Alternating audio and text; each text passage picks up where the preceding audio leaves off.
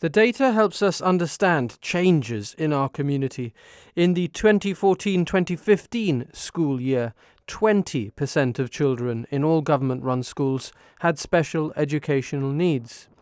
By last year, that number had climbed to 30%, almost 1 in every 3 children. Special educational needs, it's a very broad umbrella term, and it incorporates a lot of different difficulties and conditions that require extra support with learning in school.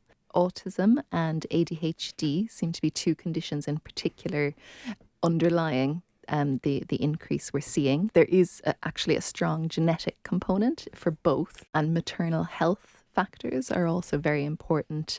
Established risk factors for autism and ADHD include maternal overweight, use of IVF, advanced age of both mother and father. So yeah, there's a whole range of factors. All of these factors then layer and sort of come together in terms of explaining some of the increases we're seeing. Diet is something that's changed recently in society to, there's a much more processed food, high in fat, sugar and salt being consumed. That's absolutely detrimental to physical and mental health. In recent weeks, Una Giri has spoken to health and educational professionals, parents and charities.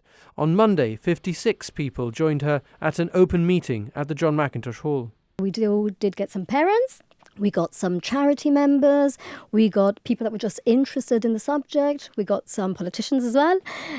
So it was lovely to see people from different backgrounds. There's a lot more awareness among parents and among professionals, health and education, around autism, ADHD and other developmental delays. There's another key reason is that better and earlier identification and diagnosis. Over time, diagnostic criteria, particularly for autism, have broadened, so milder cases get picked up that wouldn't have been in the past.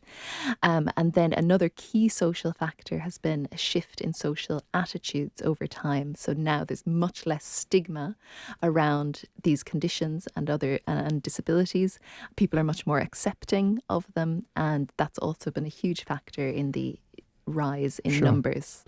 It's hard to say if numbers will continue to climb locally.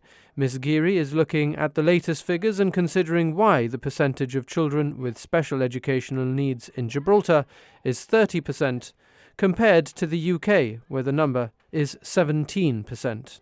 It could be that there's actually better identification happening here. But the numbers are on the rise in the UK as well, and prevalence of autism is on the rise globally. So it's not something that's unique to Gibraltar either. Labels do help, but the way that the system is at the moment, it's about needs. We don't need to wait for that label. Whatever you need, you think there's an issue, we are there to support. Ms. Giri hopes to finalise her report by the end of next week. For the preventable factors, what can we do about that? How can we try and modify those?